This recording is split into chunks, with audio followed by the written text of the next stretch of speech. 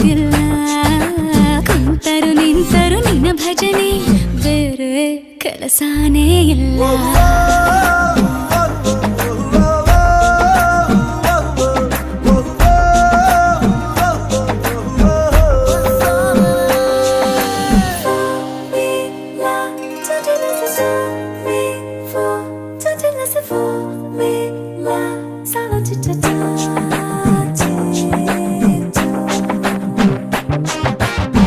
ದಿನ ರಾತ್ರಿಯು ನಿಲ್ಲದೆ